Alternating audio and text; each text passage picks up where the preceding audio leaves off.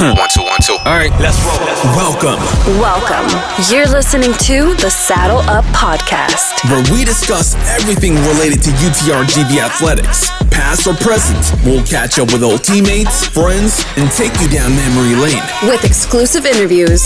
This is the Saddle Up Podcast, the voice of your covered walkway streets. So dope. This is gonna be awesome. Stay tuned for new episodes every week. From Bronx Village to the Fieldhouse, we'll cover it all.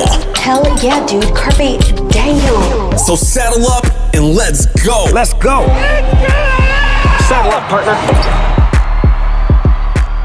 Hey guys, you know what time it is? Gee, we got another episode, another 25, man, we're saddling up, baby. Here, huh? What's going on, man? How you doing? We're saddling up, and we're saddling up, and we got a basketball player on, man.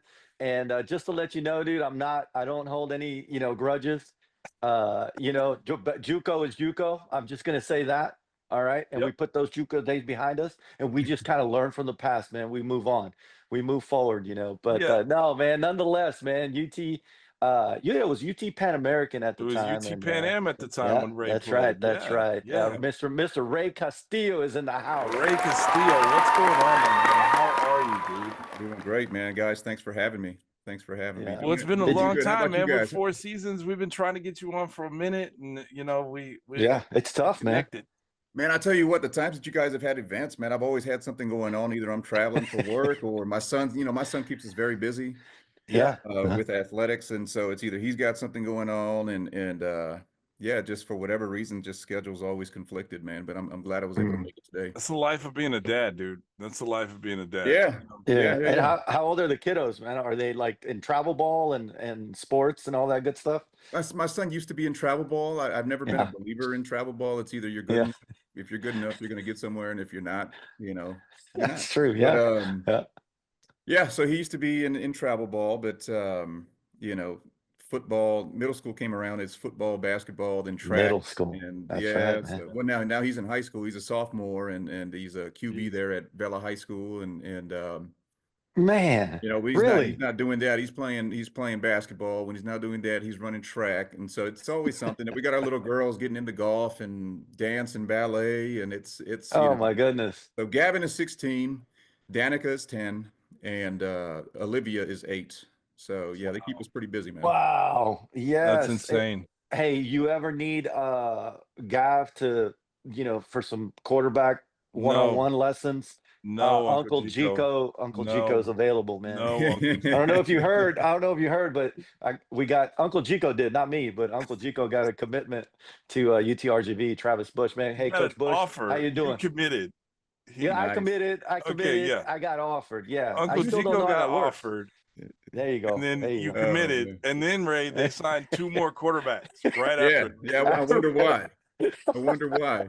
Hey, enough about Uncle Chico, man. Ray, man, how you been doing, man? How's everything? I know you got a great family into sports and all that good stuff.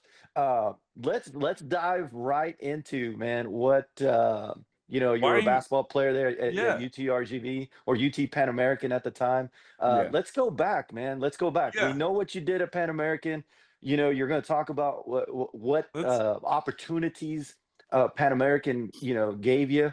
But let's get straight into why G's butthurt about the JUCO years. Okay, let's go straight into that. That's what G's trying to allude to. First of all, I'm not. Okay. I'm not. First of all, how did you get? Let's lead into JUCO, man. You grew up in San Antonio, Ray? Yeah, born and raised San Antonio, Texas, south side of San Antonio. So if you know anything about that part of SA, it is mirror image of the Rio Grande Valley, man. So.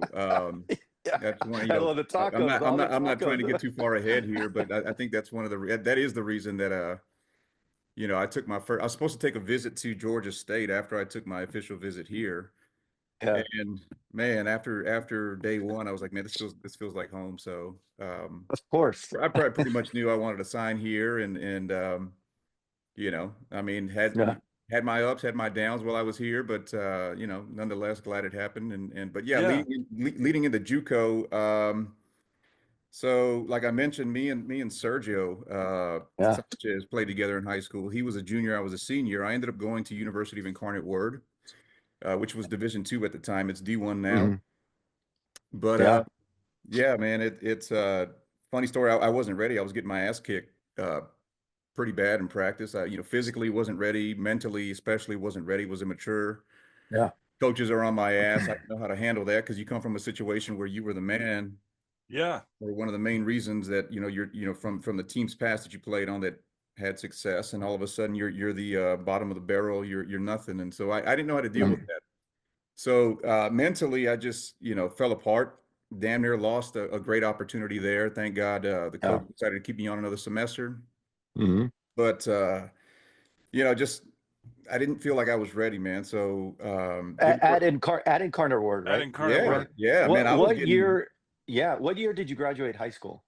2000, man. So I was at Incarnate Word 2000, 2001, and just Yeah. getting just destroyed, and to the point where I almost gave it up, man. Who And was the coach that you Incarnate Word? his name was Al Grushkin. Oh, okay. Mhm. I thought it was Burmeister, but I guess he was later on. But No, I think Burmeister came later because Yeah, I came we he was later we because picked before up before Grushkin it was Coach Casper, I think. okay. Yeah, So but you decide that UIW is not the place, and you end up going to Temple Junior College, right? yeah, it ended up so my high school coach and I we're still really tight, man. I love that guy. That's one of the guys that I look forward and I look up to the most. Always have, always will, and taught me everything about the game. And so when I went back to the school to go talk to him, say, look, this is what I'm thinking. I think I'm going to quit. He said, "No, man. Actually, Sergio just signed a scholarship at Temple JUCO. Let me make a call to Coach Kirby to see if he needs anybody, if he needs another shooter." Mhm. And he made the call right then and there. And Kirby was like, "Look, I'll take a look at him just because that's Sergio's running mate, and Yeah. because it's you." And he said, "Because it's you, Coach Derb, I'll give him a chance. I don't have any scholarship money. I don't even know if I have any room on the team, but I have a new walk-on class that he could join that he'll get college credit for."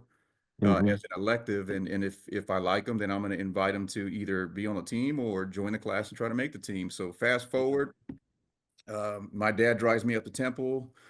I meet Coach Kirby. Coach Kirby says, "Hey, I want you to run open gym with my guys." And it was Damon Bailey, and it was gosh, forgot some of the guys that were there.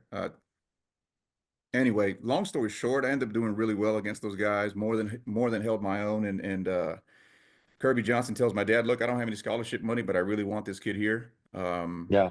You're going to have to pay for the room and board and tuition for at least the first semester. But if I have money after the first semester, it's his." And he says, "But I am going to have to put him on a walk-on class. Let's see." So, man, I went in, enrolled day one of the walk-on class. It's basically him putting everybody through drills. It's literally must have been 50, 60 guys, maybe more in that class trying to, show what they've got and make the team. And day one, kicked ass. Day two, kicked ass. Day three, Coach Kirby says, "Hey, you don't need a suit out today. I'm going to introduce you to the team and get you, you got a Yeah. spot and whatnot." And that So was it's that, more man. like a kind of a preferred walk-on type situation. Yeah, man. Yeah. And I tell you, I was grateful. I was grateful because it was a second chance that Kirby Mhm. gave me, and not a lot of people get that. Now as a grown man, you look back and say, "Well, I was lucky." Back Mhm. then it was like, I feel like I deserve a second chance. Thank you, Lord. But man, yeah, Coach Kirby Johnson saved me, man. And second semester came, he put me on a full scholarship, and then that was that, man. Yeah. He's a good man. He's a good man. Oh, He still really is. was, man. Still Still is. is. Yeah, absolutely. Still And is. but I do, before we get to the bone that I have to pick with you with the JUCO, Ray, and you know exactly what it is. Okay. There's another one, man. There's another one. And What is and it? and and I'm sorry I didn't bring this up, before when we were talking, but uh, you know, uh, Clarendon, I was at Clarendon Junior College Mhm. at West Texas, Yeah. near Amarillo, and we tried to get you there, man. And you didn't, you and Serge, You and never y'all, responded Really? to an you never email. responded. Yeah, Tony Starnes was the head coach I worked for, and I remember him talking about you all, because you all were looking for a place after Incarnate Word, and you were looking for a place, and you just never returned our call. But thank you, Ray. Really? Appreciate you, man. I wish it. Man.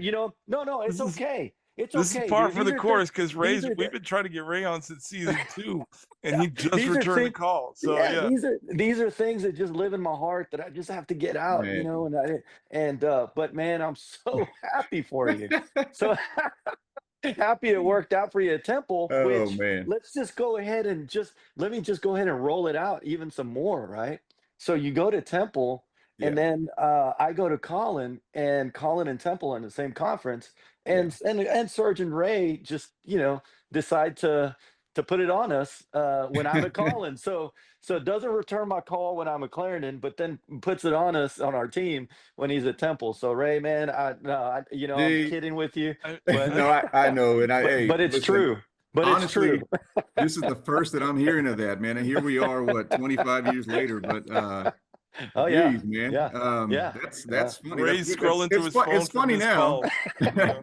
It's funny now, but yeah, I don't remember receiving a call or missing the call, and I'm sorry if I didn't return the call, but yeah. It's okay, Ray. It was probably your dad. It was probably your dad. Your dad. Maybe. Yeah. Your Yeah, dad was the one maybe. that was probably.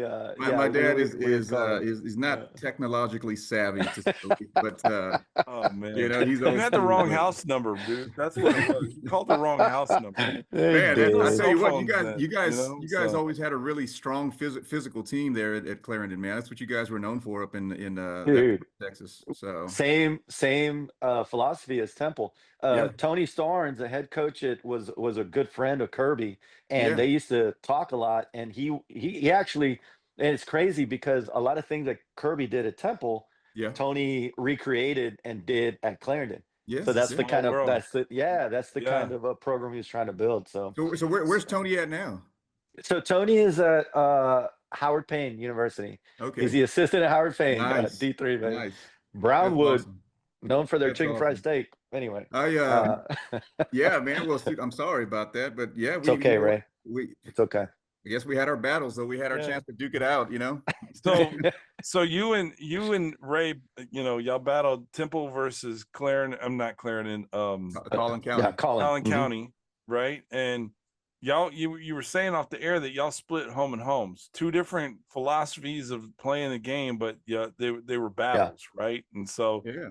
what I'm amazed at is that you and Serge were high school teammates, then JUCO teammates, and then then you'll fast forward. Let's get into when you get to Pan Am, right? So you take your visit and you're like, this feels like home. I'm signing. Coach That's Hoffman pretty awesome, man. Coach Hoffman was the coach at the time. Yeah. What was Serge's kind of like? Did y'all talk like, hey, this is something that we could continue playing together? If Oh, you yeah, know, for like, sure, man. how For did that go? sure. I mean, exactly like you said, buddy. Yeah. It was first of all, let me just say this: Bob and Coach Dav were the first ones to go and see me and like scout me and Serge before our season even started. This was you're talking just just off season or preseason workouts, not even official practices, and they were there just kind of talking. They knew Curb, they had a relationship with Curb, and yeah, so Curb tells them about Serge and I and how we're from San Antonio, and our families are at every game, and it'd be good for us to get a look because our families could attend every game, if That's right. we're at Pan Am. And so that was, I would assume that was something that was attractive to Hoff and Dav because, parental support is huge, right? They want to make sure they're getting, decent kids with coming from good families. And so anyway, long story short, we're here, we're visiting, but before we even came, we knew that, from day one, this was the only school that was recruiting both of us from day one. And we got a lot of offers from Big 12, some from Big 10, just last place teams or, Baylor, who was nearby, never even made us a full offer. It was more like, hey, we can get you guys on grant and just have you on the team. Like, dude, no, we want to go play somewhere, Yeah. Which, by the way, that next year we end up beating Baylor while we're at Pan Am. So that was kind of Oh shoot! Yeah. So, but anyway, so let me get to it. I don't want to drag on, but yeah, man. So those are good things, though, man. Beating Baylor, that's a great yeah. accomplishment. Now, before you get into that, was that the year that the kid ended up getting killed, though? Yeah. Yep. That was it was the summer before. So that happened the summer leading into the 03-04 season. Oh, okay. Yes, No, yes, I'm yes. sorry. I'm sorry. No, that happened the 01-02 season, I think. So it was a year before. So then, Okay. so Baylor was facing all these Yeah, sanctions. all the sanctions and all Yeah, they the weren't playoff yeah. eligible or tournament eligible and all this other stuff. So, Yeah. I was just trying to figure out, had you gone to Baylor, could you? I mean, Baylor wasn't the Baylor that it is now, right? no. So But actually, Coach Scott Drew, I think it was his first or second season. first or second Yeah, year, yeah. yeah. And so, funny story is so Serge hit the buzzer beater to beat them. Literally, I mean, at the buzzer, a little floater I believe it was a floater from the free throw line, dude. And Yeah. we had all of our JUCO teammates there. Coach Kirby was there. I mean, we were pumped up. Both Serge and I had good games. And afterward, I ended up going with a friend to this taco cabana right around the corner, I guess right up the road from the campus. And Coach Scott Drew is there with his staff or whatever. And he comes and taps me on the shoulder. He says, "Hey, Castillo, good game." He says, "I knew I should have recruited you and Sanchez." He's like, "I knew it."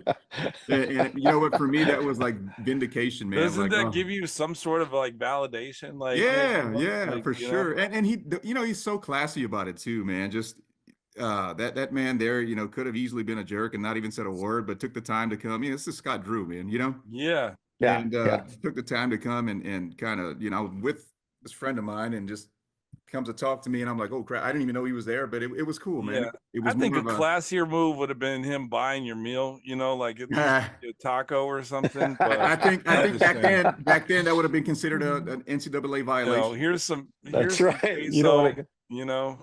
Yeah, but no, it was cool of him, man, and it was vindication. I guess it was hey man, he took notice of us, so that was cool for me. But anyway, yeah. So we were getting letters and whatnot, but ultimately Bob and Dad were the only ones that were recruiting us both. Everybody else was, we had to go on our own and whatnot. And honestly, I was pretty hyped up about going to play for Lefty Drizel at Georgia State. And as it turns out, had I signed with them, he ended up retiring that summer anyway, so I wouldn't have gotten that opportunity. Wow. Oh yeah. Yeah. So, but yeah, we signed here, and yeah, man, that's pretty much all she wrote. But I mean, you crazy, would have traded Taco Cabana for like, what was that? What's the place? God, Waffle House. I mean, it is what it is, right? Yeah, but I'll tell you what, man. Had we, I mean, ifs and buts and whatever. Yeah. What would have been, dude, I would have been proud to have played for Baylor. They were still Big 12. You know what I mean? That's right. I mean, no, Yeah. I mean, I ended up signing with UT Pan American, who had just ended up suffering their little suspension from the Sun Belt, and they had to become. Yeah, that's me and G's era. It was the same thing. You know what I mean? Thanks to Matt, Ray. Thanks to Matt. We used to get those free Laredo tacos, man, and then just put us in the damn bind. Oh my god! Yeah. Thank you, Lalo me and my Rios. teammates had to pay the price for you guys, man. You jerks. Thank you, Lalo Rios and Matt Palmquist. Lalo. Those two, man. NIL deals from Laredo Taco Company, man. Like crazy, dude. It got us in trouble. We had no Laredo taco deals. We would eat Lalo's grandma's tacos. That's right. That's right. Yeah, but still. Anyway. But and listen, that's how we ended up at Pan Am, and yeah, man. I mean, that's the rest is pretty much, history, man. So Bob Hoffman's your coach your junior year, and then he ultimately leaves and goes to become an assistant at Oklahoma, right? Yeah. Dav is now, he was the assistant, now he's the head coach. Dav is a wonderful guy. He's the AD Shout out now to Dav, for man. Wonderful man. For a school up in those Oklahoma. guys are wonderful men. This is what I think about rebounding, Matt. Just go get the stinking ball. Yeah. Just go get it. You don't need a box out. Just go get it. Yeah, that's awesome, man. I didn't fit in Bob's system, man, for whatever reason. I was used to the more fast pace, up and down. And Bob was, I didn't realize it then, but Bob was just a X's and O's just type of genius, just a guru, man. And yeah. I feel the same way. I felt the same way. I was not really I didn't fit in Bob's system either. Like he didn't want us to push the ball up. He didn't. I mean, when we had the opportunity, which we did quite a bit. Dude, if I pulled up for three, I remember getting pulled out of a game one time by Bob, For hitting a three in a transition fast break, I hit a three, dude. But because I Yeah. didn't set the offense up, he yanked me out, dude. Mhm. You Yeah. know, so I guess I would say, look, if I had it to do over again, I would do it, but I would do it differently, man. It's one thing I try to teach my son, trying to Yeah. teach my son to do the opposite of what I did, right? In moments of you know, uncertainty and moments of where you're going through challenges, you're not getting along with your coach or whatever it may be. Yeah. Instead of taking the attitude that I took, like, oh, what a jerk, man. I can't play for this guy, man. He doesn't let me do what I do and yada, yada, yada. Instead of saying, you know what, coach, Right. let me walk into your office and sit down and let me talk to you like an adult and say, coach, what do you need me to do? Like, how What can I is get it that, playing time from you? Right? Yeah. What is it that you need from me Yep. so that I can benefit you? Because I want to play for you. See, Instead, it was more like, oh, forget this guy. See, now, so I agree with you, and I try to take the same approach with my son, who just shout out to Evan. He just turned 24 yesterday, but Matt's old. Matt's old, right? He's still hooping, and we just found out, Ray, he probably has another 3 years of eligibility, so he's going to be like Colonel Sanders. Shout out to Colonel. Boy. Hey, you know what I just found out? I found out I still got 2 more years because I went to JUCO, so JUCO doesn't count. So guess what I'm going to do? Let's go, Yeah. right? Go Let's to go. RGV. I'm going to go play golf and get my master's. That's exactly. And G just got an offer to play football, and then they recruited over him. So, it's okay, man. It's all right. At least I got offered, But anyway, so I agree with you, but I think with this climate now in the NCAA, from what I see, kids aren't. We were there. It was like, hey, you committed to the school. You knew you were going to be here for 2-3 years or whatever it is, right?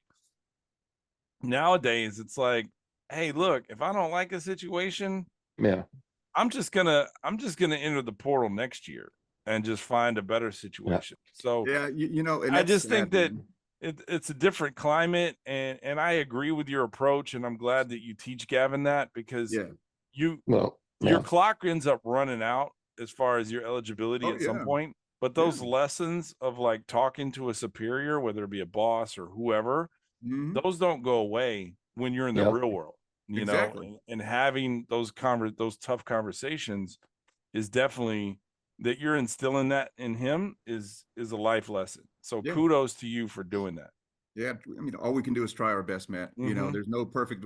My grandfather used to always say, "Look, there's no perfect way to parent. How you want to parent is the right way. And if you look at somebody differently, you can't go to them and say, no, that's not right, because how they want to do it, that's the right way. There's no right way. There's however you feel is right. And that for me, you know, with my son on his athletic journey, man, he's got what I didn't have, right? He's got somebody who's been there, who's done that.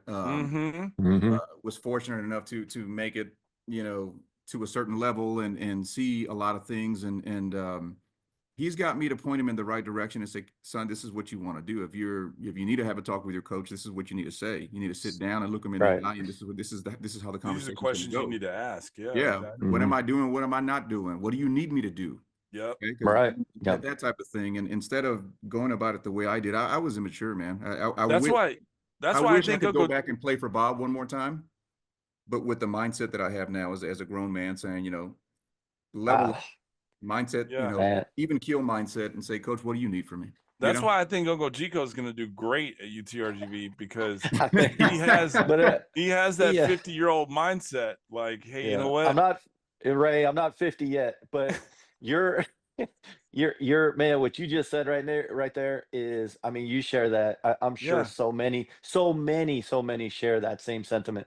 You know, and even though you're talking like from a player standpoint, when you were playing, I think when I was an assistant coach and trying to like go up the ladder, there are certain things that I wish as an assistant coach, a young assistant coach, that I would have done different. I would have handled things different. You know, we're all growing up at that time, you know, 18, 19, 20, even guys don't, you know, it's scientifically proven that we don't mature until a certain age, right? So at 23, 24, 25, we're still trying to figure stuff out. We're still trying to, you know, grow and mature. And man, I could have done things very differently. So, I mean, you know, it's not just you, it's a lot of people, and there's a lot of kids that are going to be hopefully listen to this and listen to what you just said and approach things differently instead of running away from issues, right? Instead of leaving the issue, like really tackling it and trying to make yourself better in that situation, man. That's Man, awesome. you know what? I'll tell you what, man. That situation with Bob, it was, I believe, my third year playing professionally, man, and I had a Uruguayan coach. His name was Alberto Esparsandin, which is he's one of my favorite coaches of all time, man. And it didn't start off too hot, man, my relationship with him, because again, I'm used to the high octane run and gun, and you know, I'll put up buckets in a hurry, and he was, you know, if you know Uruguayans and Argentinians and Spaniards, man, those guys, those coaches break down games like you wouldn't believe. The offense is Methodical. there's a method to every. There's a method to the madness, right? There's a method to, I mean, just everything they do, everything they draw up. And so let me just say that my situation with Bob actually helped me in this situation, because at that age, I was what, 25, I think, when I was 25 going on 26 when I played for him. And I was already realizing, like, dude, I was already wishing that I could go back a few years and go play for Bob and do it different, right? And so this time around, instead of me taking that same attitude and approach with this coach, I did sit down and talk to him and say, Coach, what do you need? Like, when, you know, of course, conversations in Spanish, but hey, what am I, come on, man, like, you confuse me here. What's going on? What am I doing? What am I not doing? What do you want me to do? And basically what happened was I ended up transforming into the type of ball player he needed me to be. And by the way, I had the best season of my career, man, like by far.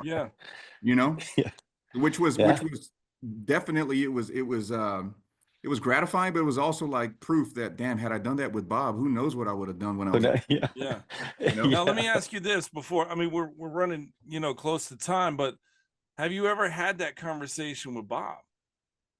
Never, man. You know what? I had an opportunity to. Miss Hoffman messaged me saying that he was going to be in San Antonio. I think Serge got to hang out with him a couple of weeks ago, right before Christmas, and I wasn't in town, man. I was supposed to be in town. I ended up canceling meetings, and so I didn't get to go see him, man. But I do have his number. Haven't gotten around to calling him yet. I should. Likely will. But that's more of a message I would like to have. You know, a conversation I would like to have with him face to face, as opposed to. Well, let's get him on the show. That's true. Baby. We want to welcome Bob Hoffman. He's in the waiting right now. We're gonna let him in the show right now. I'm just Hey, Bob. On the spot. Surprise. What's up, man? Holy cow! We'll sell up Oprah moment right here. You Holy cow, Ray! Jiminy Crickets! I encourage you, Ray, in all seriousness, to have that conversation, whether it be via phone or in person with Bob, and you know, and make sure that, you know, you express that. I mean, that could be a huge moment for both y'all. Like, he might not have any idea how you feel, you know, and so man. And it's gonna happen again. I would rather it happen face to face than over the phone, because, you know, words are words, but when you see somebody and what, you know, man, when it's face to face, you see, you know, how much somebody really means what they're saying, you know. I agree. That's why G and I do these podcasts via Zoom, because I don't want to be around G. Dude, I swear, with you two, it's straight comedy, man. From the moment you guys turn on, it says, hey, but listen, I love what you guys are doing. I've been following the podcast, man, and dude, you guys are doing it right, and just proud of you guys, man. It's awesome. Thank you, Ray. Appreciate you, man. It's all about the people that come on and of course make us better, and we get to chop it up with people and see what they're doing, and you know, what they're up to and their families, and that's what it's all about staying connected, man. And I really thank you for coming on the show. But I want to ask a few questions, just some fun questions. I know Matt might have some questions as well that might spark some stuff, but just fun questions, man. And I'd like to give away, I'm going to ask you a question about the Super Bowl, so start thinking about who your prediction is. Ivano Starcevic, I don't know if you know Big O, El Presidente, Ivano Starcevic. He was our center when we played at Pan American back 95 to 98, 99. I think his last year was 98 or 99. But he predicted that the Boston Celtics were going to win the championship last year. And then so we basically put down whoever comments first under his little satellite thing on YouTube was going to win Wing Barn gift cards. It's dang good. We're going to do the same thing with you, Ray, but you're going to give us the Super Bowl winner. All right, so think about it. Do you even And know? then the I don't first even person. know. I don't even know what teams are. Let's figure this out. Who is it? Okay, The so Ravens? No, the here are the Ravens 4 lost. teams. Okay, The here we go. Bills and KC, right? Yeah, Kansas the Bills City, against the Chiefs. Buffalo, Yeah. and then you've got Philly versus And- Washington. Oh my gosh! It should be the Cowboys, guys. Anyway. Yeah. Okay. So here's how Right, you win Ray? the gift cards. Should be the Cowboys. First person, Ray's gonna give the prediction. First person to comment on the episode. On the episode, we'll win it. We'll win the gift cards. Yep. Okay. Well, now you can think about it, Ray. But let's answer these fun questions, man, and get to know Ray a little bit.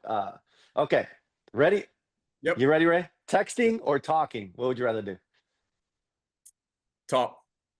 That's He right. just said man. he wants to have a heart-to-heart with Bob Hoffman. Come on. Hey, that's what I'm talking about. We're just confirmation, man. Hey, favorite day of the week, Ray? Friday. Friday, baby. All right. We're so far away from Friday, I feel. Is it? What's today? No. All right, Tomorrow's Vegas Friday. That's right. Favorite city in the U.S. besides the one you live in right now? San Diego.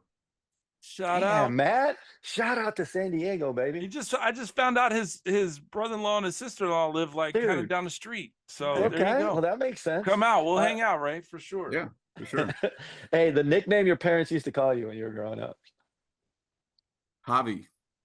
Javi? Yeah, it's my middle name, man. Is Javier. Dang, they wouldn't even right. call me You Ray, don't just even call want me to know Javi. what G's nickname was from his mom. Uh-oh.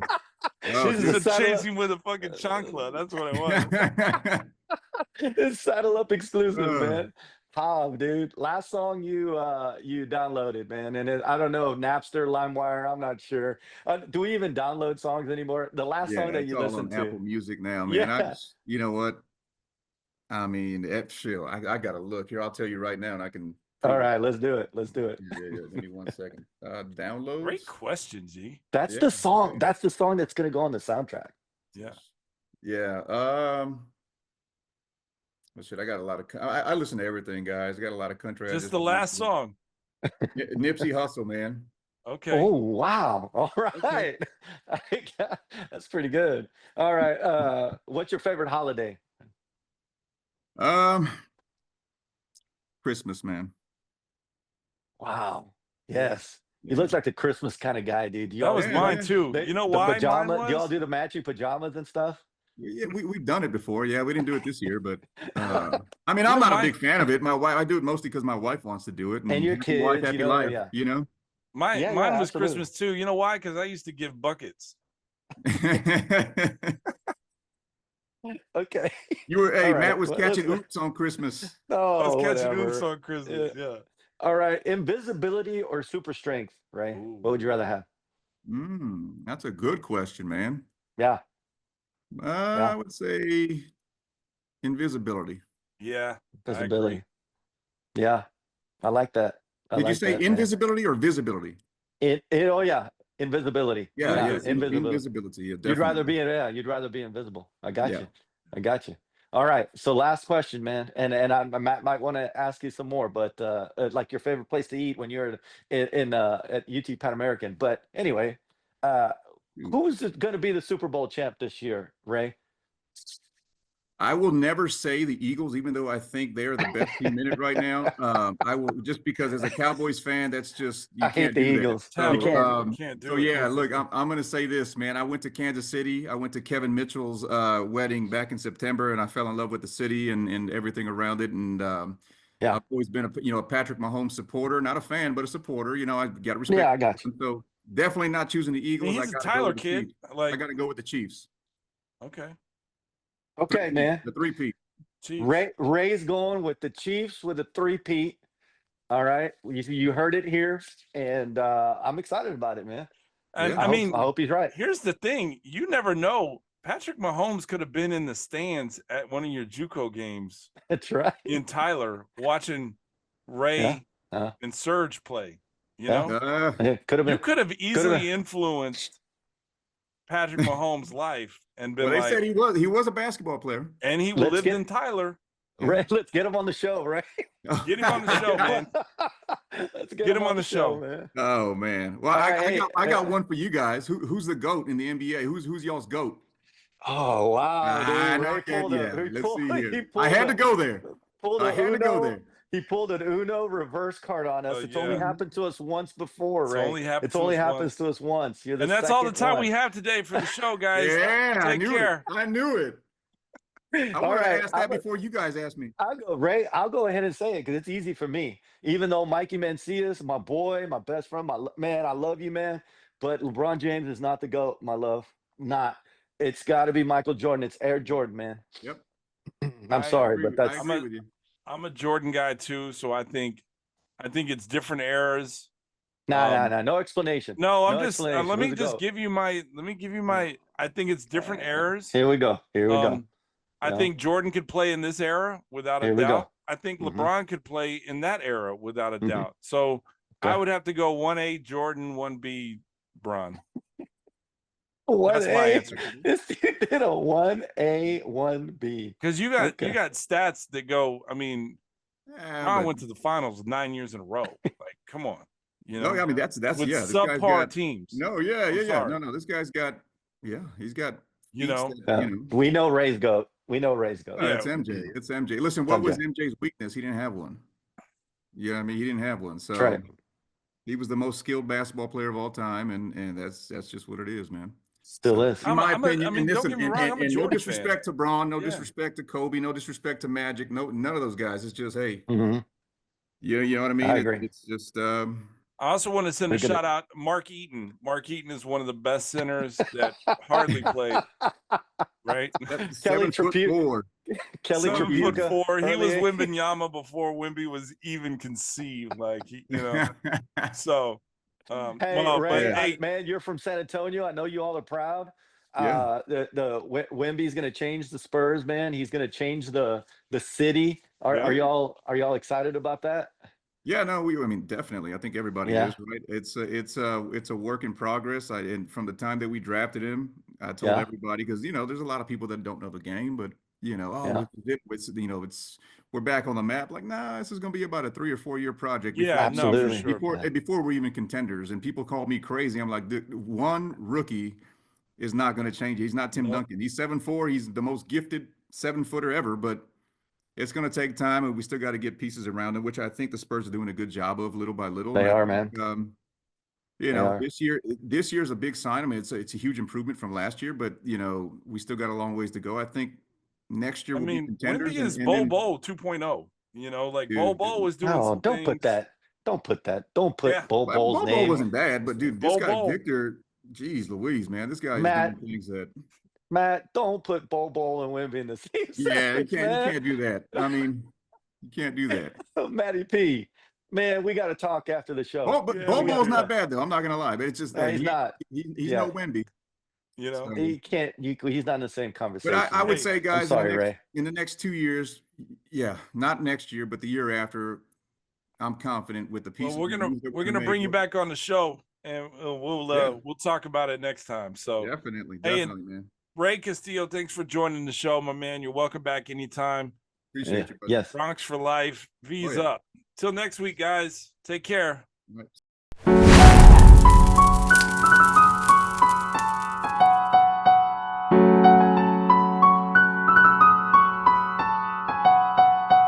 Like we weren't supposed to come up with something this clean, like something happened.